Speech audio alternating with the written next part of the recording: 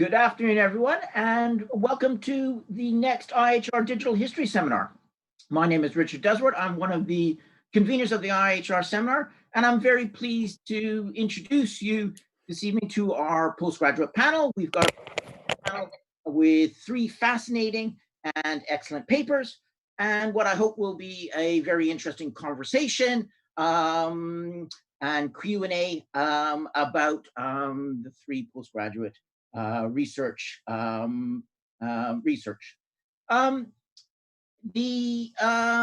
should say, if you log on to YouTube, you will be able to engage in the chat function and ask questions through the chat, and also then engage with each other. And I strongly encourage you all to do that.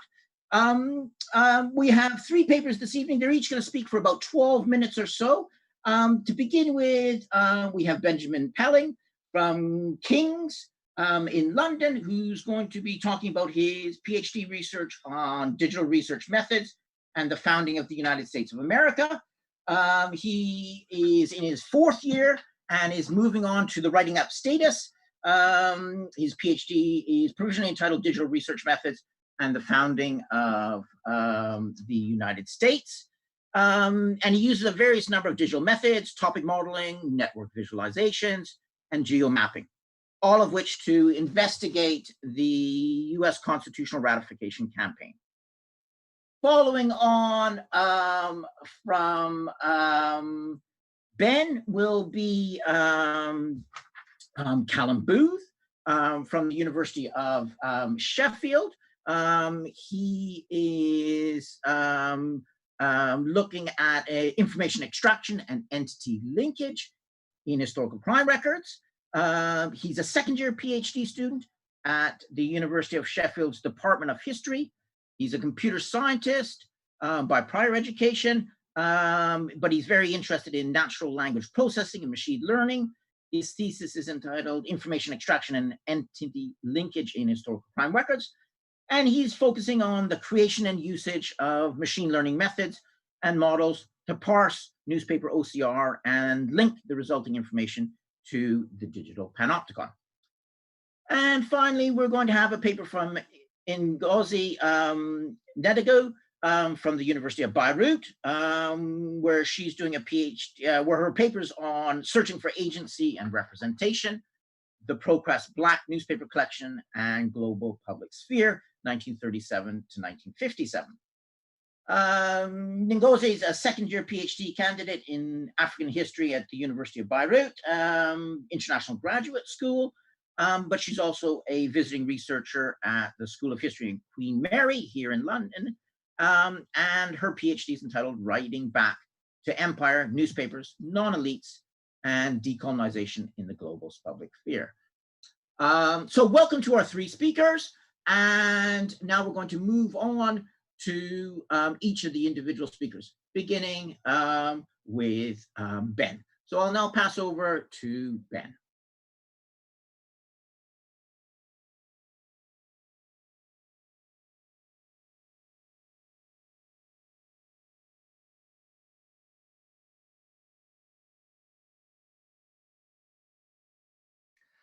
Thank you, Richard, and thank you to all the seminar conveners for the opportunity to present as part of this postgraduate panel.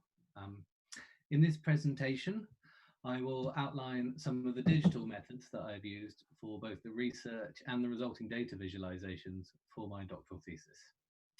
The overall project aims to investigate the founding of the United States of America by analysing the constitutional ratification debates that took place during 1787 and 1788.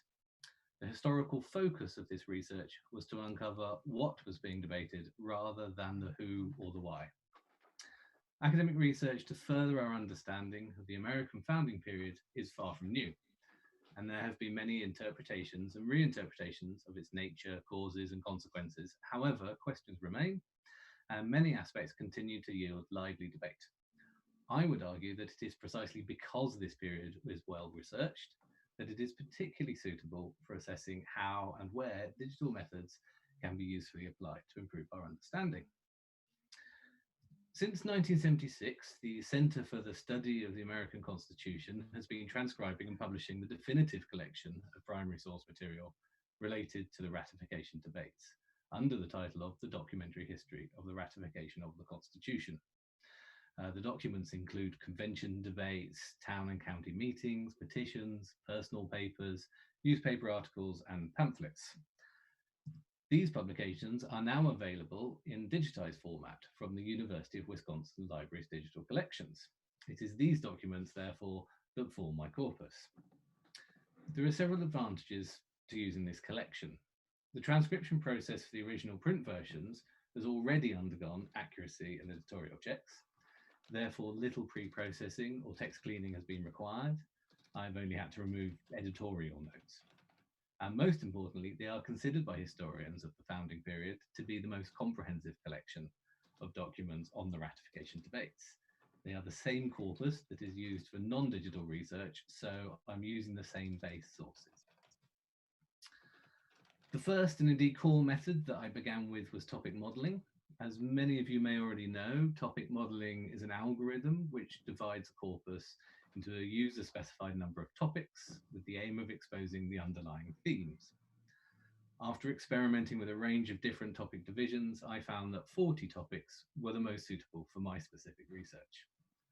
The data output from topic modelling assigns a probability score for each topic to both the individual words or keywords and to each document in the corpus.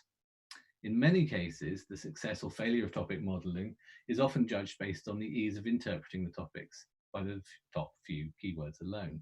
However, I argue that, for my type of research at least, much more can be gained by going beyond just the keywords and doing more with the data output. In particular, looking at the document probability scores that can be significant for interpreting each topic. I would go even further to say that reading the contents of the top documents is often required. This means that it is a combination of the quantitative data and the qualitative close reading that will often be most beneficial for historical research, a blended method, as it were. So I shall now talk a little about what I did with my topic modelling results. As you can see from the slide, having assigned broad interpretations to each topic by looking briefly at the top keywords and documents, I also grouped them into general subject areas based on my reading of the historiography. A few interesting items to note. 3 of the topics highlighted here did not have clear human interpretable themes, even when close reading the top documents. 6 of the topics had clear linking themes, but were not relevant to my particular research. They could, however, be of interest to historians researching different aspects of this period, such as language use, for example. One of my thesis chapters takes the form of government subject area as a case study in order to analyse the data in more detail and to form some historical arguments based on the results in these topics. This slide shows the detailed output for topic 13, which I picked as an example, which covers discussions surrounding the executive and Senate governmental branches as proposed by the Constitution. In this case, I've used only the top 15 keywords and top 25 documents for close reading. Although there isn't time in this presentation to go into a detailed discussion of the individual documents shown here, the main themes covered throughout the topic can be summarised as concerns over the specific powers given to the President and Senate by the Constitution, and fears that the proposed system would lead to corruption and the growth of aristocratic monarchical system within the United States. And the above is generally in line with the current historiography on this aspect of the debate, so one could argue, in this instance, topic modelling has not told us anything we didn't know already. However, it has been possible to come to these conclusions by only reading a small selection of the overall corpus, and it allows us to provide some empirical evidence to support previously qualitative arguments. Additionally, this piece of research adds to the historiography by highlighting a number of often overlooked authors and showing that their documents were just as relevant to the themes of discussion. The document date metadata also makes it clear that it was those opposed to the Constitution who structured the terms of the debate during the ratification campaign, with the Constitution supporters often writing reactively. My project also investigates what more can be done with the topic modelling data output. So the next step in my research was to use a number of visualizations to place the case study topics into the context of the wider corpus. Please note these are very much work in progress at the moment. So LDA-Viz is a topic modelling visualization tool developed by Carson Siervert and Kenneth Shirley.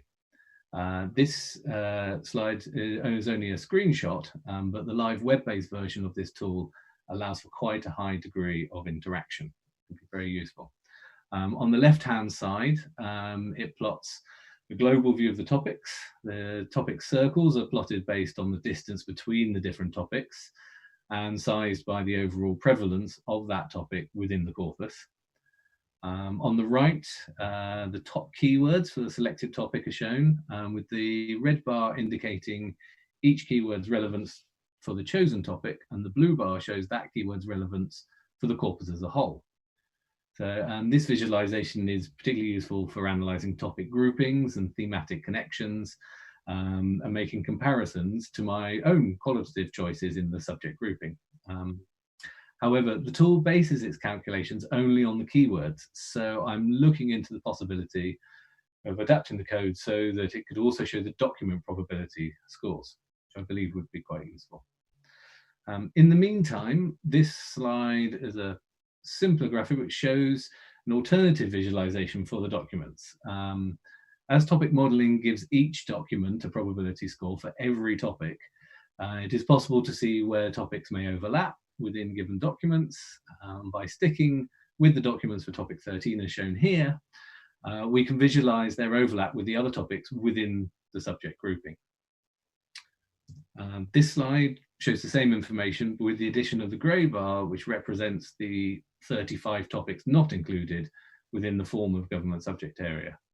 And with some further analysis, I aim to include in my thesis a discussion on which documents are most specifically relevant to the subject group and which contain a wider discussion that covers several different topics and subjects. I also plan to geo-map the topics as far as possible. The base corpus includes information as to reprint locations for newspaper articles and pamphlets. So although the corpus contains many other types of documents, such as personal letters that are not reprinted, there is sufficient data to map the reprints and give an indication of where, across the 13 original states, the various topics of debate were taking place. The map shown here is a preliminary image for the reprinted items in topic 13. This map is from 1782 and has been adjusted to fit with the correct geography so that the longitude and latitude of the reprint locations can be plotted. I have a slightly zoomed in version here, it might be easier to see.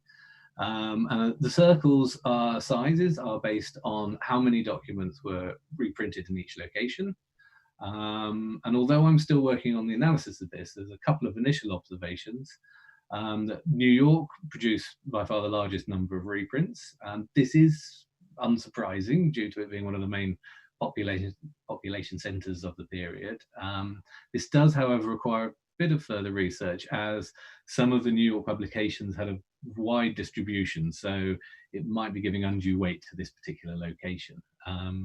Another observation is that Virginia has 5 different locations of reprints, which is far more than in the other states. This would imply that the debate here was more widespread and possibly more rural than in other states. Again, further research on distribution, sizes and areas will probably be necessary.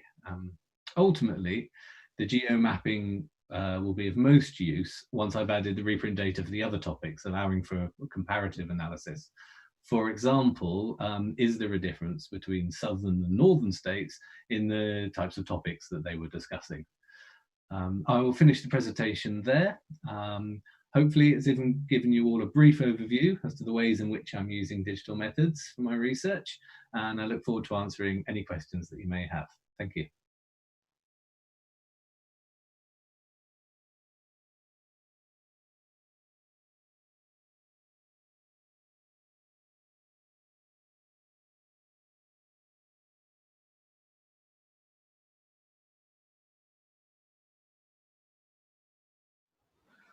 Okay, thank you, and thank you to conveners for allowing me to speak on such short notice.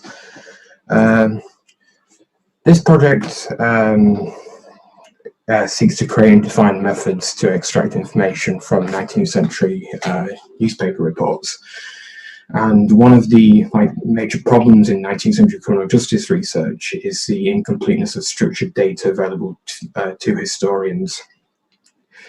So a primary source of crime data available is transcriptions of proceedings of the Old Bailey, made available in digitised and transcribed form in proceedings of the Old Bailey online. A problem with that, though, however, is that the Old Bailey was the most final point in the criminal justice pathway. In actuality, a potentially complex system of trials and hearings took place at many of the levels of the judicial system before a case ever made it to the Old Bailey, such as summary trials in police courts, petty sessions, and quarter sessions. The business wasn't documented in the same way as the Old Bailey, but was documented in newspapers. These are available in a transcribed format, but not structured. So this project seeks to parse this data, extracting crime reports from newspaper transcriptions and linking it to the digital panopticon.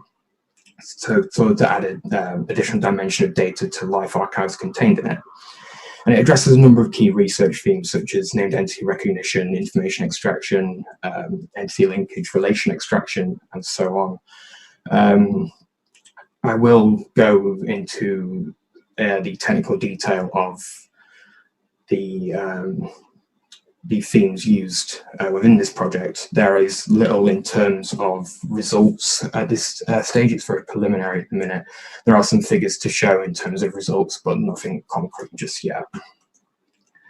So the intricacies of the 19th century criminal justice system inform the way in which research methods can be carried out. For instance, in an entity linkage, as we discussed later in this presentation, it works better when the search space can be narrowed down, which can do not just by observing the metadata attached to a newspaper, but by observing the timeline of a given case. So from limited observation of a select few cases carried out so far, a report in a newspaper of an Old Bailey sentence typically means a police court report would be present at least sort of a month to a few weeks prior.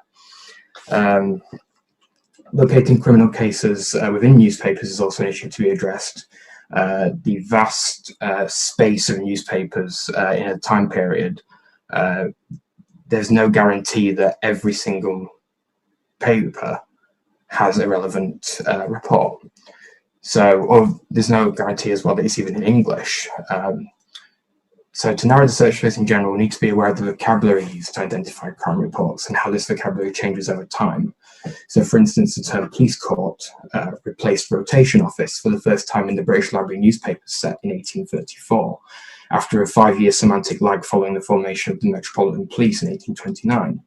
So therefore, despite being functionally equivalent terms, a search for police court reports would return results after 1834, but rotation office would return pre-1834.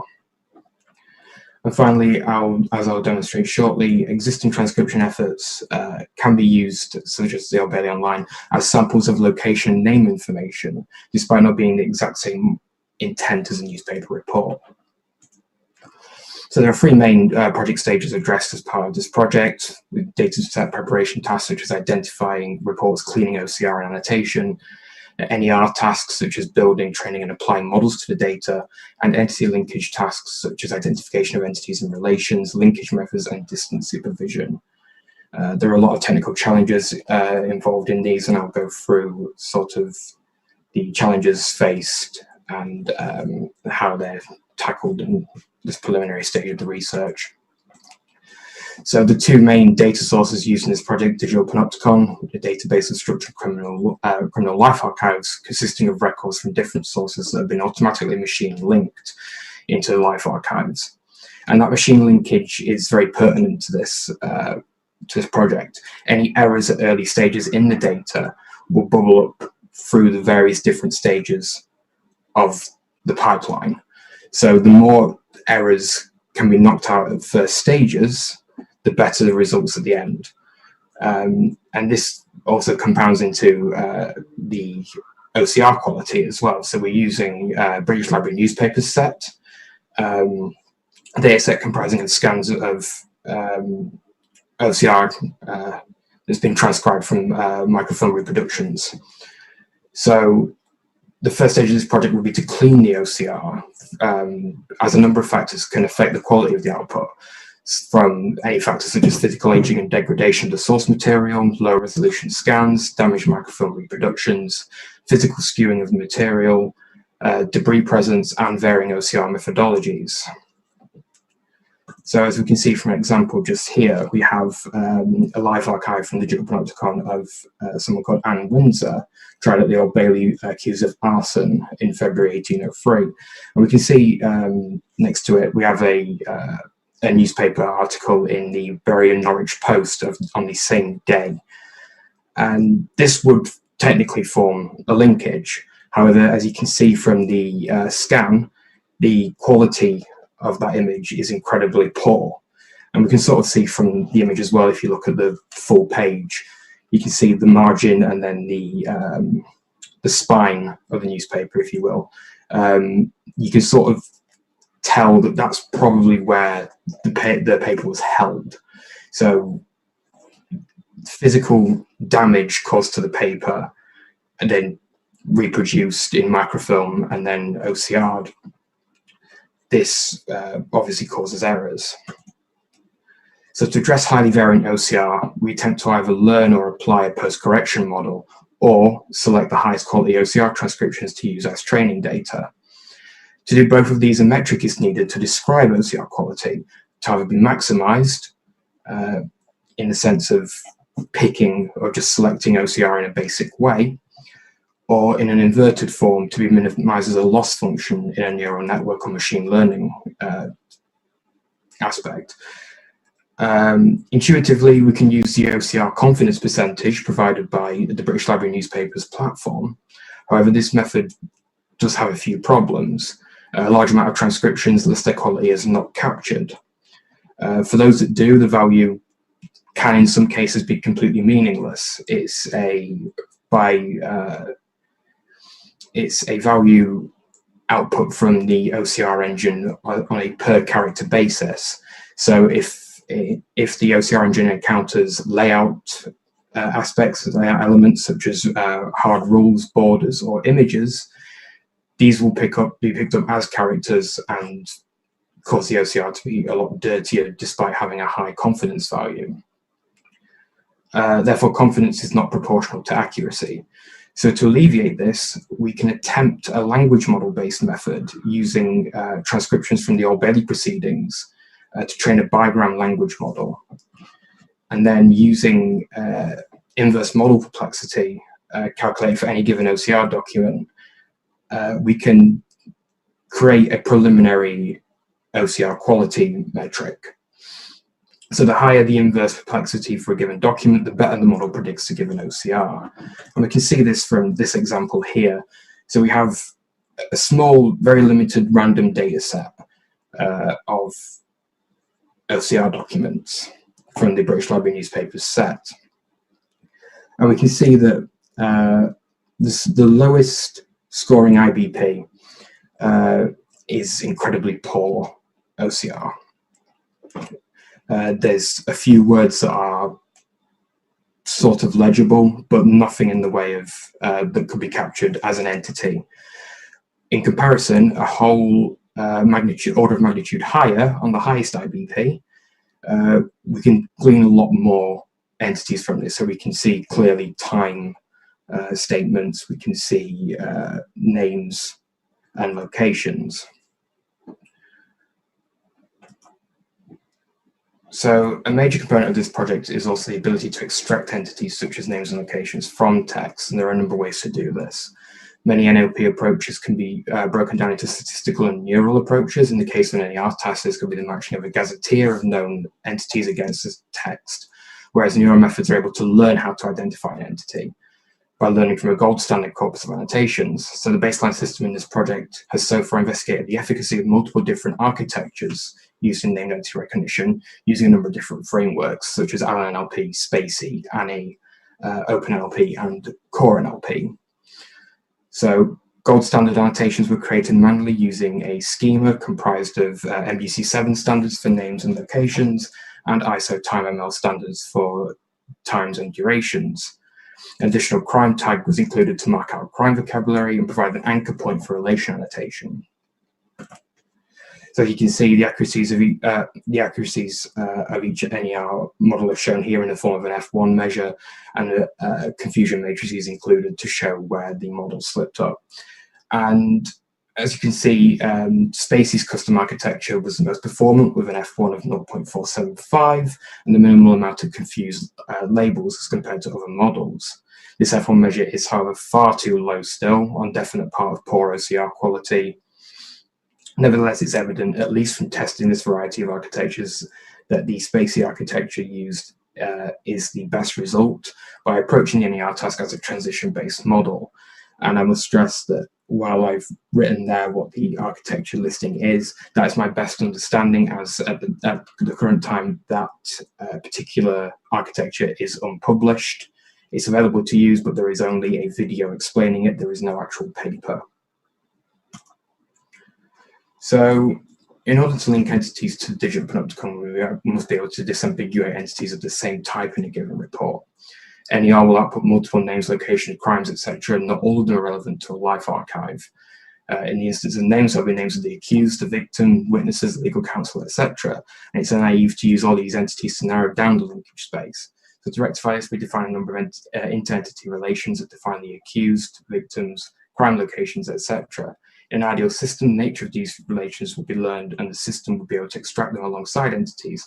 However, this is yet to be implemented due to issues surrounding OCR quality.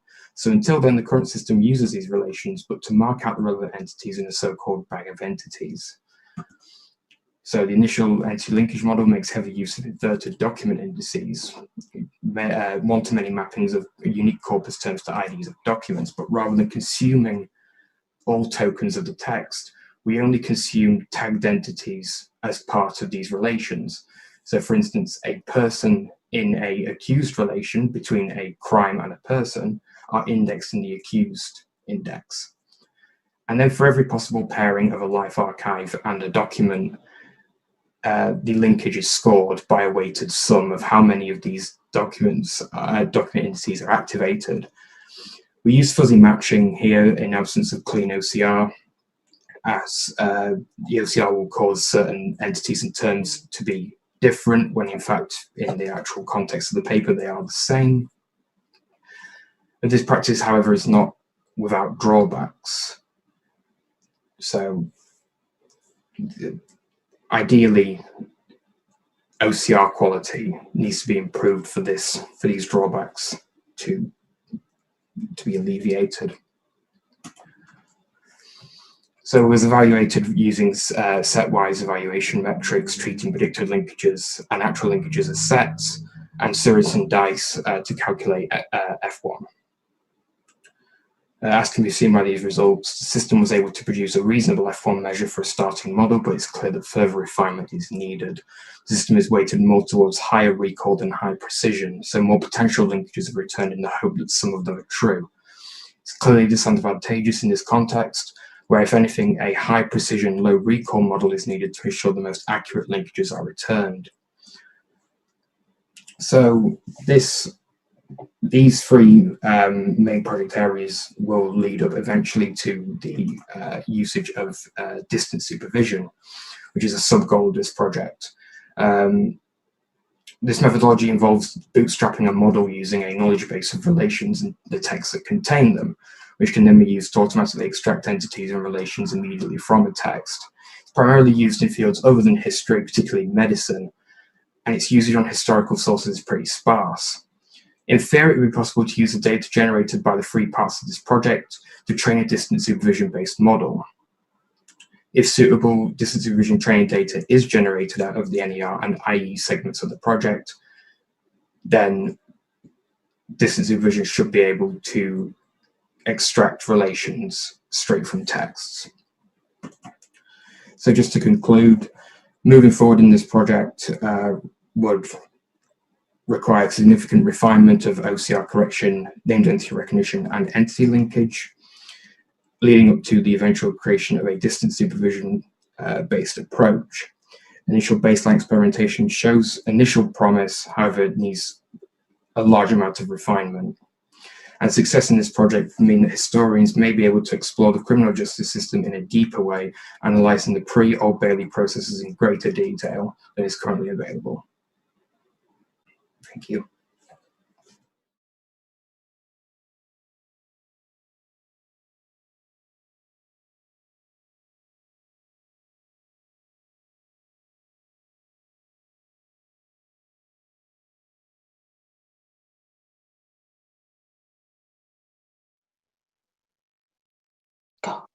Okay, first of all, I'd like to thank the organizers for the opportunity to present today, and to my fellow presenters for their research, and for everyone that is watching at this moment. In the 12 minutes that I have, I will be, first of all, highlighting my experience using the ProQuest Black Historical Newspaper Collection, which covers the first step of my research. And by doing so, I want to emphasize the connections between the digitization of newspapers, the knowledge of newspaper contributors and editors, and our search, quote unquote, for history today. I also want to stress that I am not a digital historian per se, but my work hinges on the use of digitized sources, which were not born digital. And so my presentation will be the least technical in approach today. The digitized turn, or the mass digitization of historical sources, has expanded the research playing field for many historians. Digitization has not only removed what people have called the tyranny of microfilm and the physical presence at designated locations, but it has also enabled us to answer new historical questions more quickly, consult a wider breadth of materials, and interrogate them in different ways than previously possible.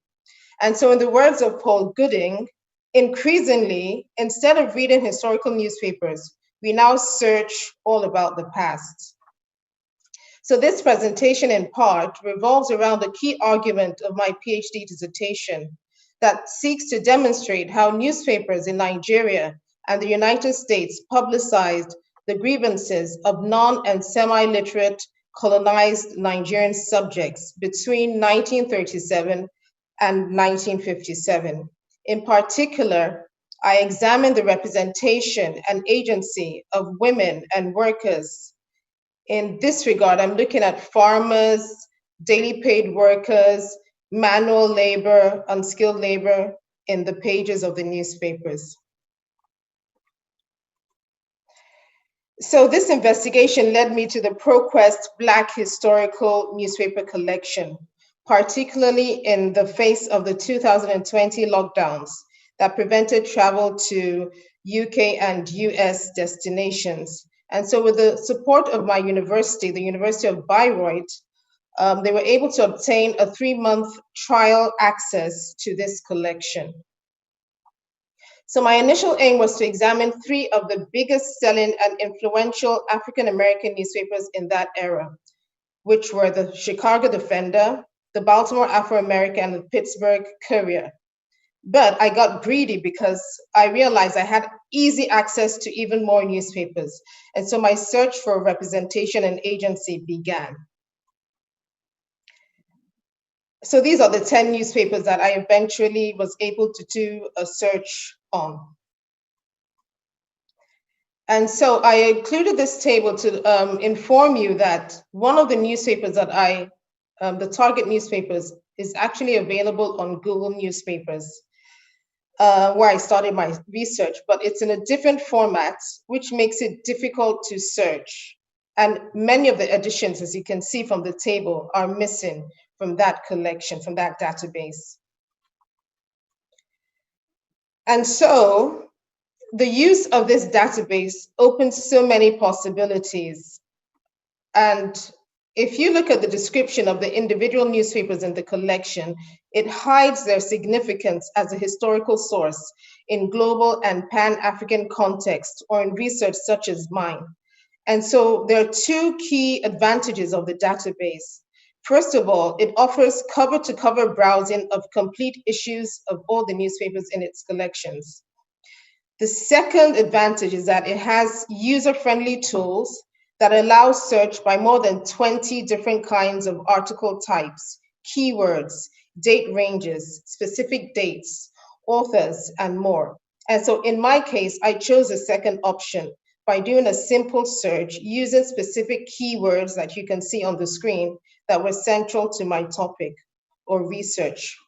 And the date range is or was November 1st, 1937 to January 1st, 1958, which coincides with the scope of my research. So this table shows a breakdown of the newspaper searches that I did. Unfortunately, the table I can see is quite small. And you can see also that some of the newspapers have several editions. For example, the Pittsburgh Courier has 3 separate, should I call it, collections, differently named: Pittsburgh Courier, and the Pittsburgh Courier. And so in all, I did a search on 27 different publications. And so what did I find? I did find what I was looking for. And that was that women and workers were represented in the newspapers and their agency was reflected in the articles. But I also found something else, which leads me to the pitfalls. So there are a lot of pitfalls that I may or may not have inadvertently avoided.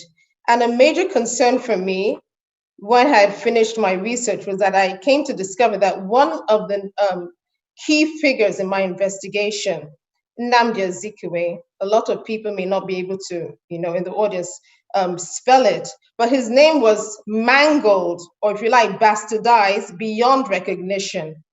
And so, example, you see things like Azikiwe, or Sikewe, Zikwe, Azikiwa, and his first name, Nanadi, Nomadi, that bears no resemblance to his name or any known Nigerian name. And so this discovery drew me back to an unrelated document that I had in my possession. And it concerned the confusion over the term used to describe the political gathering of African people during the decolonization period, or let's say the end to foreign rule. So in this letter, George Padmore was writing to Dubois, W.E. Dubois, another central figure in the Pan-African movement, who had preferred to use the term conference, while Padmore was used to the term Congress. But in this letter, he reveals that the actual name that the people wanted to use was African People's Conference. But due to a secretarial error, this name was buried, and instead, they came out with Pan-African Congress. So what does this tell us? It tells us that we need to dig deeper instead of just scratching the surface when we're using digital sources. Or as another scholar would say, we need to avoid digital laziness. And so this slide, of course, we may see the humor in it, but you can see that the tags used here, large cocoa, cacao, crap, is forecast for West Africa instead of crop. So if you Google for crop, if you search for crop, you will come out with something else, or you may not see it. So as hilarious as it looks, it requires us to think more deeply about what we might be missing when we are searching. And it's shocking because in the case of Azikiwe's name, this name was spelled repeatedly wrong for decades.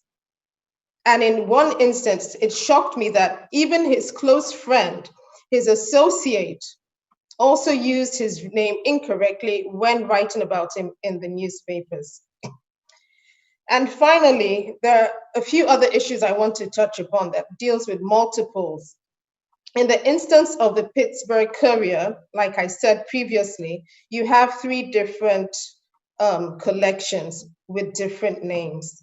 In another instance, you have where you have 2 articles matched to 1 entry. So if you click on the article, it takes you to the same entry that is linked to another article. And last, in the case of the New York Journal and Guide, another newspaper, you find out that you have duplicates, triplicates, and even quadruplicates of the newspaper sources. And so you see these entries multiple times when you do your research.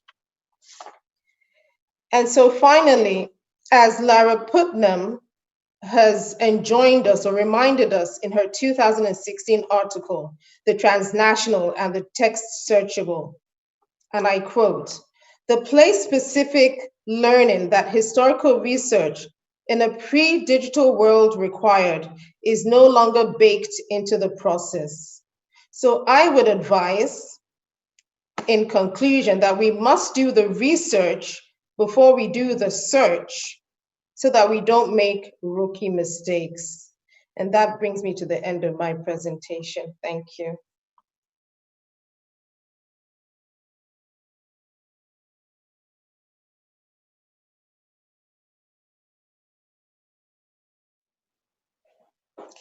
Well, thank you very much to our three speakers. That was excellent. And I can see from the chat, we've got a large number of questions already, and I'm certain many more questions will come through shortly.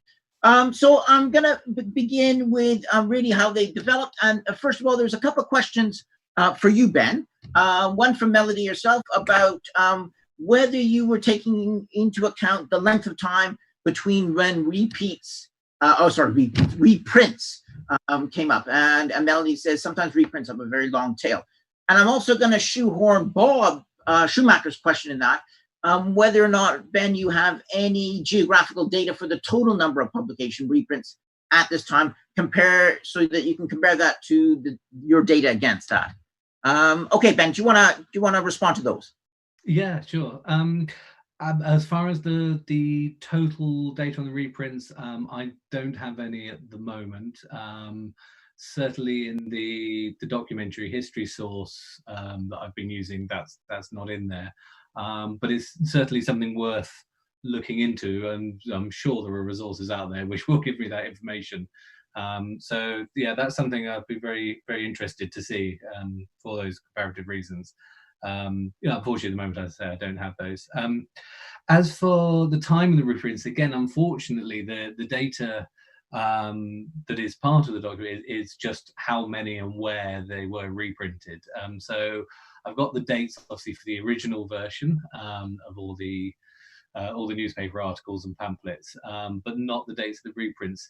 However, the collection is specifically focused on publications during the ratification campaign. So I know that it falls within the 2-year period up to the actual ratification and the constitution coming into effect. So to a certain extent, I'm treating that as a point in time to an element, but unfortunately, they didn't include that data, which is a shame, because I assume it was there. If they found the reprints, they must have had the actual date. So yes, unfortunately, I don't have that. Is the answer. Lovely, thanks, Ben. There was a couple, rather than specific questions, a couple of kind of general points, particularly relating to your paper, Callum. Melody kind of really emphasizes that, OCR confidence ratings are really the holy grail for digital newspaper researchers. That's something you're struggling with and your kind of research really engages with. And I think that is certainly going to be a value what you're doing. James also really wanted to highlight in that sense that, the way in which you're looking at two different things. You're pairing two historical processes. On the one hand, a criminal justice system and the records that it produces, along with a cultural institution and the data that it produces. I'm not sure, you may want to comment on that. And James also adds about high precision, low recall. And that's certainly, he makes the link that's actually what historians are often doing in general, even without data, when you're thinking about how they research through catalogs, that you're only getting, in that sense, a catalog is giving you, shall we say, hits on clean records. Callum, I'm not sure whether you want to, even though those weren't necessarily specific questions, whether you want to respond or to ask or to add to that at all or emphasize. I'll see whether you do. Go ahead. Yeah, sure. So it's true that OCR confidence ratings are incredibly important, especially for sort of dealing with digitized data, and they're not always very representative of how accurate and clean the OCR actually is. It's something that has been a consistent roadblock so far in this project for the past year. There's just doesn't seem to be much in the way of how to measure how clean OCR is. So that's why this sort of inverse bigram complexity, which I discussed in my presentation, is I've not found any evidence so far. Okay, sorry. Yeah, it's not something that I've particularly seen really attempted to sort of create a different metric for OCR quality. It typically seems to be just direct output from whatever OCR engine was used that kind of gets used as the OCR metric. And yeah, to comment on the high precision, low recall, en masse, that gets incredibly hard to maintain as the size of the data set grows and the size of the corpus grows. It's not enough to just sort of like pick out one or two different documents, because the systems such as machine learning systems need a large amount of data to train, and that's why these sort of metrics that produce high precision, low recall systems are so important. If there's if the opposite that produces, this is why F measure actually is sort of a flawed metric, really, because a high F measure can still mean low precision, high recall, which is the exact same F measure can mean high precision, low recall, or low recall, high precision, which just means that the system would be returning junk data, which is a large amount of data that's just bad. So yeah, it's hard to make these sort of systems that produce that kind of metric, these metrics, and how they and the results that return from them. Thanks, Callum. That's interesting, and I think that is a big challenge, and it's good to see you addressing that and kind of working out ways in which we can get a more valuable return, if you will. A couple of questions for you, Ngozi. Melody asked about whether you could say a bit more about article types. So the types of articles you were looking at, and how that helped in your research. How accurate have you found the types of articles that have been listed there for your particular understanding of article types and your research needs? And then there's a second question from Bob Schumacher. He says it's great to see these newspapers been digitized and you're able to use them, particularly given the previous neglect of non-Western sources. What he's interested in is the ProQuest. To what degree is the ProQuest collection very selective, and do you have issues with the selection that's available that's there with them? So two questions. Well, one on article types, and then Bob's on the ProQuest selection of the newspapers. Over to you, Ngozi. Okay. On article types, I can't give you a concrete answer because I just did. I didn't select by article types, but I do know that you could search by, for example, photographs or editorials or letters to the editor, those kinds of articles. I think that was the only question you had, was that? So those were the main article types. And then for Mr. Schumacher, I can't say, I don't know how selective they are, but for me, those newspapers represent the most widely and most influential newspapers for that period. So out of the 10, the 3 newspapers that I was actually working on initially were all contained there, but you have other newspapers there, and they're all weekly newspapers. But there's a newspaper in that collection, the Atlanta Daily World, which is a daily newspaper.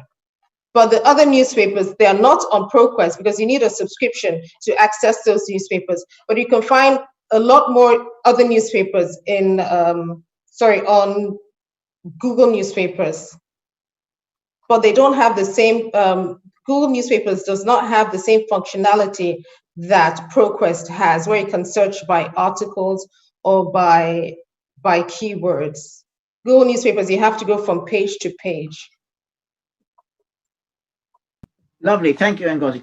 Stay online because the next question is indeed also for yourself as well, and that's from Kelvin Beer Jones, who's going to be one of our speakers at our next PG panel, and he's wondering about what's the white-black mix amongst the journalists, if you know.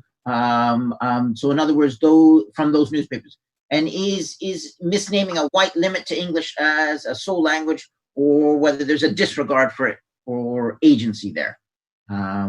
So in that sense, do you have a sense of the journalists and who they are and the mix of them, and as the use of English and as the sole language, does that is that a sort of a misnaming or and in that sense, thinking about agency and agency of the writers there. Okay. Can I go again? Okay, so of course, these newspapers evolved over time. And I know at the beginning, a lot of them did not have the funds to hire proper reporters. But for example, the Afro-American newspapers, I know in the 1930s, they had one of the most, the highest numbers of educated reporters and journalists. And you could see that this also reflected in their writing as well. But I think the errors that we see there in the newspapers has to do with the ignorance that the African Americans had about Africa. If not, they would have been able to make a lot of these corrections in the newspaper. And another thing is that they had this agency, a subscription agency, the African Negro Press, which was like a collation center and sent out articles to numerous newspapers. So if you had an error in, maybe, for example, let me call it the master copy, all the newspapers that received that copy will also have these errors in the names.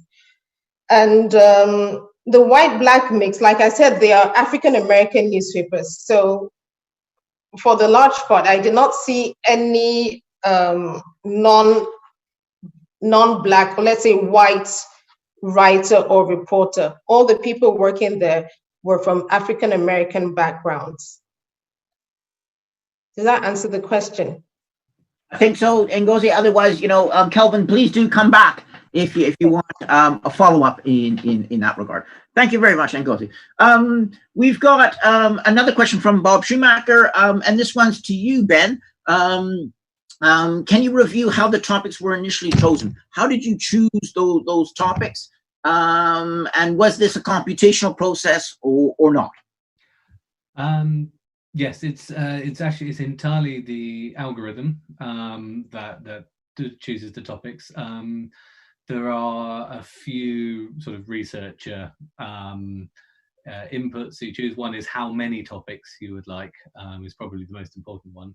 But the algorithm runs a couple of calculations where it effectively picks at random a document, assigns one of the words to topic one or whatever, and then it goes through and makes as many calculations as possible. It can take quite a long time, where it makes the assumption that any other word within that same document is also likely to be part of the same topic. But then it also calculates that if that word is used in other documents, that's also likely to be part of the topic. And so it does this with every word and every document and every topic until it gradually shifts them all into the number of topics that you've chosen. So if you just wanted 10, you could do that, or you can do as many as you like. The more topics you choose, the longer it will often take. So it is, I'm for sort of proper computer scientists, I'm sure they will tell me that it's much more complicated than the way I've just described it. But to my sort of understanding is how it works. So as far as the sort of giving a label to each topic and interpretation, that is then entirely up to the user to, as I say, to look at the keywords, look at the documents. And the probability score assigned to each is obviously the probability that that keyword is relevant to a given topic or that document is. That's obviously a very good indicator to give you quite clear you might get a topic where there's a couple of documents that it has a very high probability, and that's a good indicator that they will sort of describe that topic very clearly. In other cases, you have much lower probabilities, but sort of many different documents with the sort of, you know, around like a 30% kind of level. And again, you might need to read a bit more, but that's sort of how to do it. So, but as far as to which documents go into which topics and how they're assigned, it's entirely the algorithm that calculates that. So, so hopefully that helps answer that a little.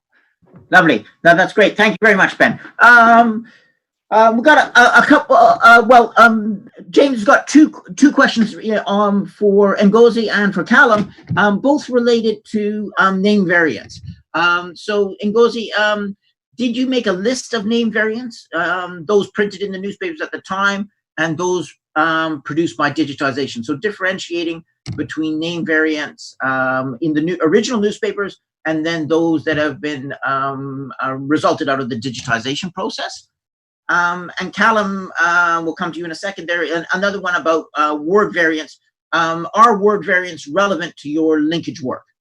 So Ngozi first, about the name variants and whether they were there originally and to what degree they've been introduced through digitization.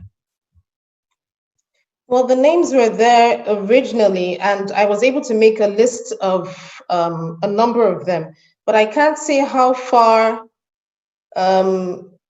digitization, I don't think,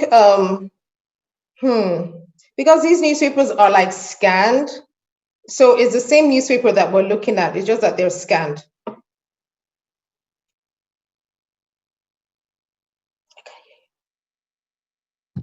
Ngozi.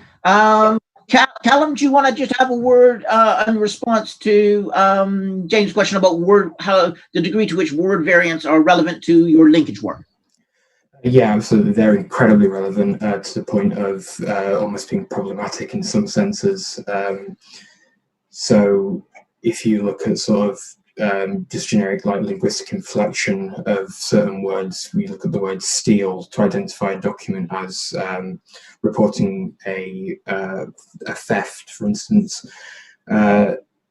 You could see any number of words such as steal, stole, stolen, nicked, and any particular sort of 19th century terminology for those as well. It's not just that. It's also names, for instance. So the name William, for instance, may be shortened to Will in quotations, where it's more an informal parlance rather than the formality of a court report, but also shortened in newspaper prose to WM, which some OCR cleaning systems may see as a mistake and try to correct it, and therefore a name is potentially lost. Something that I omitted from my presentation, which I probably should have mentioned actually, was there is a dictionary expansion step within the entity linkage step of my project so far, which tries to expand crime vocabulary, in particular, not names because that requires gazetteers, but in terms of verbs, particularly relating to crime, such as kill, for instance. They've used the word murder, but it would typically be the word kill used in informal parlance. It expands those out to try and find as many variants as possible. So they are absolutely relevant for linkage. Lovely, great, thanks, Callum.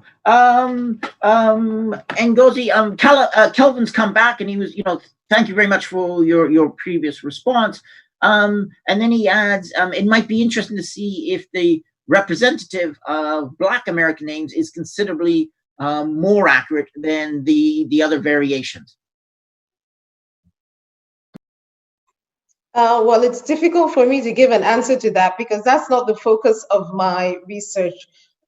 Examining the newspapers, it was just the first step to see if the grievances of Nigerians that were published in Nigerian newspapers were also published in African American newspapers because of the relationship between a newspaper editor in Nigeria, which is one of the newspapers that I'm looking at, and a London correspondent who was supplying news on Africa to African American newspapers. So my focus is not to look at the African American angle, just to see if issues concerning Nigerians during that period were reflected in these newspapers.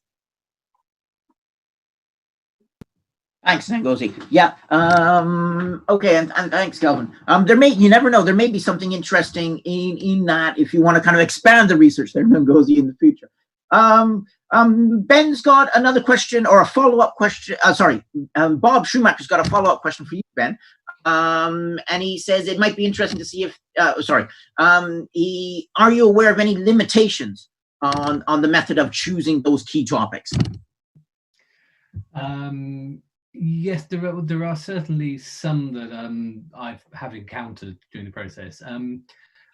Because it is based obviously entirely on each word taken as a sort of individual token, as it were, it doesn't, the algorithm doesn't really have any contextual sense of the use of the words. So I think probably a good example in mine is that there was one topic sort of discovered which at first glance appeared to be lots of articles talking about shipping news and weather reports, which seemed sort of quite logical, but actually reading them, they were written by people who there was a tendency at the time to sort of write quite metaphorically, and they were using sort of talking about the good ship federation, etc., like that, referring to the Constitution and the various articles. So they were grouped separately rather than maybe being where they may be more considered more relevant to a historian because we could interpret those. So there are sort of limitations in that sense. Obviously linguistically that's might be quite useful if someone was looking for that particular thing, it would pull that out. So yes, it does have some limits on that. The other thing is I'd initially hoped I might be able to compare whether the topics would separate out who was for the Constitution and those who were arguing against it, saying that we shouldn't use it. But of course, again, that's very difficult for the algorithm to know the difference because it is just considering the words they are using, and obviously whether you're for it or against use very similar language. Often they're even replying to each other and sometimes quoting each other. So what I did is I decided to sort of take a sort of slightly stepped back view from it and just try to focus on what was being discussed rather than who was discussing what. I mean, some comes out where you get a bit of a framing of the argument come out where one side might discuss stuff in this particular way, which would be put into one topic, whereas the other side of the argument would frame the whole arguments about something completely different. But there are certainly limitations on how useful it can be in that sense. And that's really where the qualitative element comes into it in the sort of mixed method side. So hopefully that helps. Lovely. No, that's great. Thanks, Ben.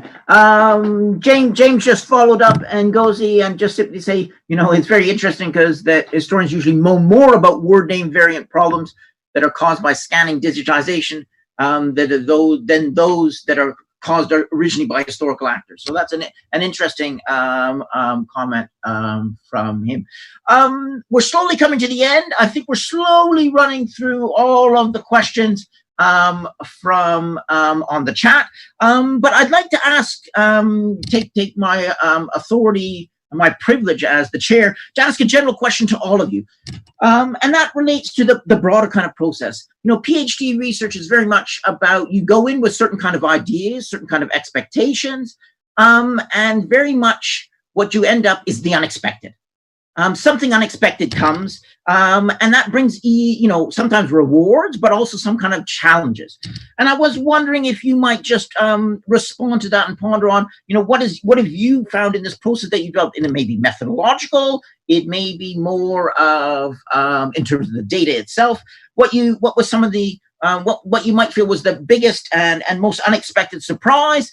Either a negative one, perhaps in requiring you to kind of change direction, or indeed pushing you towards further developing one particular point. So I'll let each of our three speakers comment on that. And then if there's any final question from the floor, we'll go to that. I don't know who wants to start. Ben, do you want to kick off on that? Yeah, sure. I think for me, certainly where I am now than where I started 3 years ago, sort of on the journey, is probably quite different. The sort of the core corpus and documents I'm using has remained the same, but I think initially I was looking at the sort of three main sort of schools of thought and frameworks on the founding period of America, and I was looking really to see if I could get some kind of data evidence to support one or the other. And I think it became apparent that was more than a PhD's work. I think that's probably a career's work. So what I found with it is I'm focused very much now. I mean, as I described, this sort of case study chapter, I think is going to be the core of the PhD, rather than being able to look at every single topic. As much as it might sound, with only sort of 6,000 documents, it's not actually too much with the digital side, but it's to really get into the detail of it. I think it's going to be far more focused than I initially thought. I have been very pleasantly surprised that actually some of the sort of documents and authors that have been used by previous historians are still quite prevalent in this, which I think is a nice thing. As I think I said in my talk, it has highlighted a few that are often overlooked as well, because they didn't go on to become, John Adams and Hamilton and have musicals written about them, etc. But it is quite good to have that confirmation that they are also writing very much on the topics. It's not like it's completely ignoring what we already know. So I think that was quite a sort of a pleasing thing to find, that it sort of confirms that this might be a useful method, and that it's not trying to throw out everything that's come before, which I think might be harder to argue.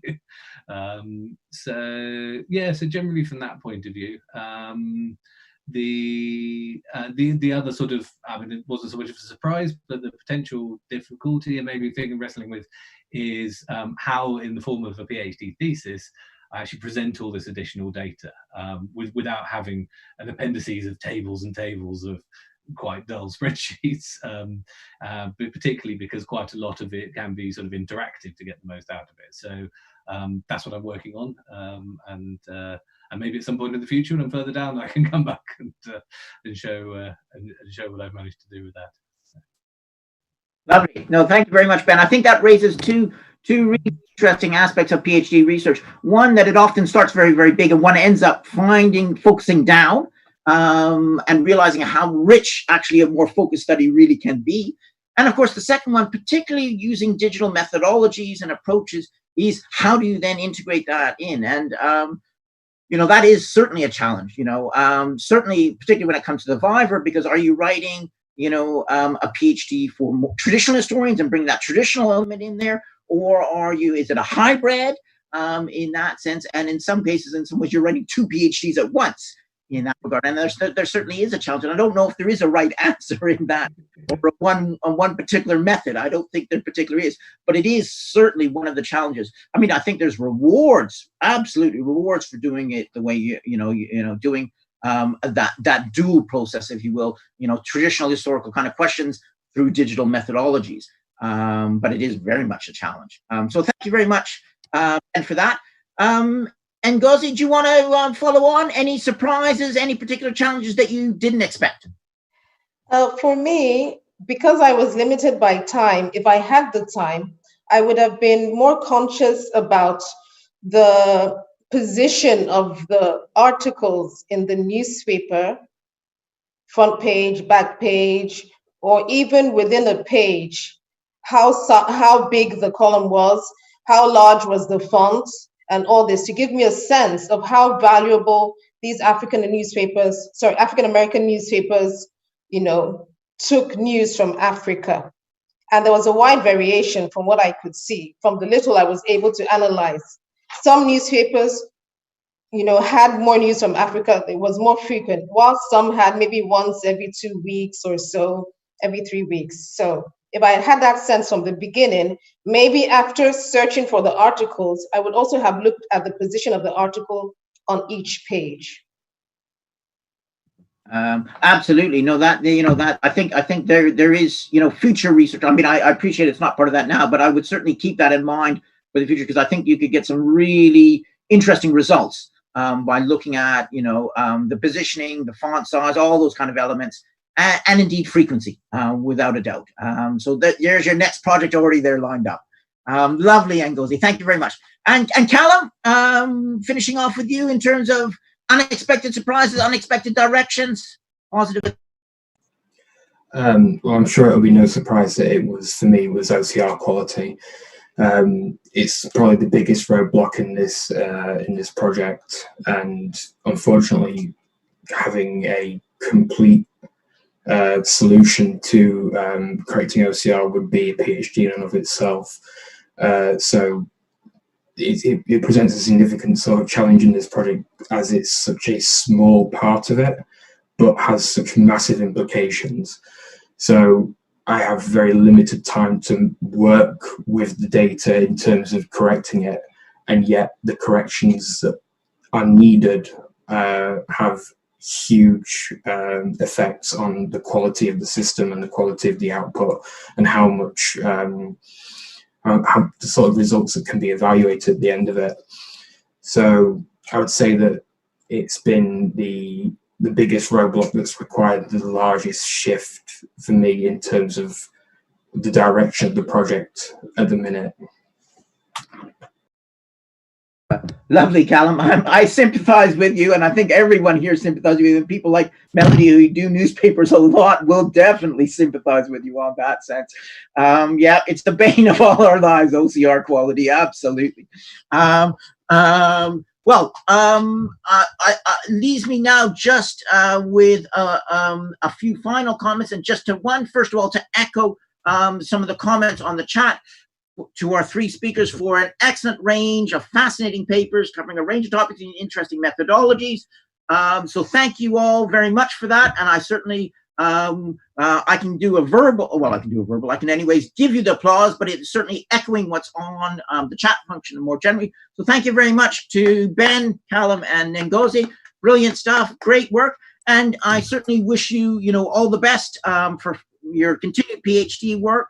And thank you very much for presenting to us this evening. And I hope you found the process interesting, relevant, and certainly useful. So the best of luck for you in the process. And to those of you at home and those of you who engaged with the chat function, thank you very much for participating. I think we've had a lovely evening this evening. We've had a really interesting this evening. And we're going to do it all again in a couple months' time at our second panel on the 9th of February. So put that into your diaries and come again, everyone, and have some more interesting researchers talking about their research. So thank you all very much, and we'll see you all again in 2 months' time.